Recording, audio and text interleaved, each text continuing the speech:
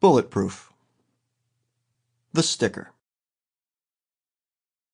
I don't have any children. I'm not even married, not anymore. But last month, though I was fried from my commute and looking forward to nothing more complicated than the bar, the TV, and the microwave dinner in that order, I made a point of attending the Thursday evening meeting of the Smithstown School Board on an empty stomach, sans alcohol. Why? Because of Melanie Albert's 9th grade biology textbook, or actually the sticker affixed to the cover of it.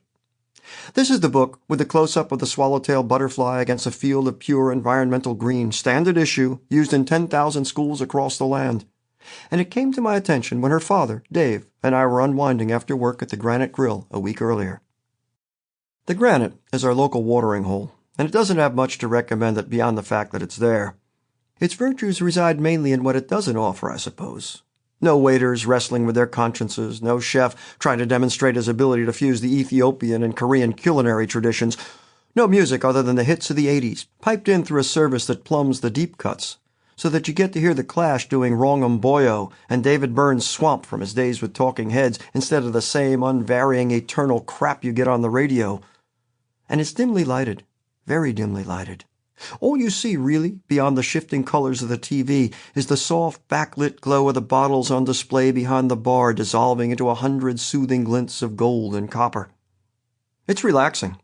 So relaxing, I found myself drifting off to dreamland right there in the grip of my bar stool, one hand clenched round the stem of the glass, the other bracing up a chin as heavy as all the slag heaps of the earth combined. You could say it's my second home, or maybe my first. We just settled into our stools, my right hand going instinctively to the bowl of artificial bar snacks, while the Mets careened around the bases on the widescreen TV, and Rick, the bartender, stirred and strained my first sidecar of the evening, when I became aware of Dave, off to my left, digging something out of his briefcase. There was a thump beside me, and I turned my head. "What's that?" I said. The title, in fluorescent orange, leapt out at me.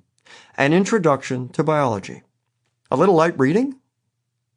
Dave, he was my age, 43, and he didn't bother to dye his hair or counteract the wrinkles eroding his forehead and chewing away at the corners of his eyes because he accepted who he was and he had no qualms about letting the world in on it.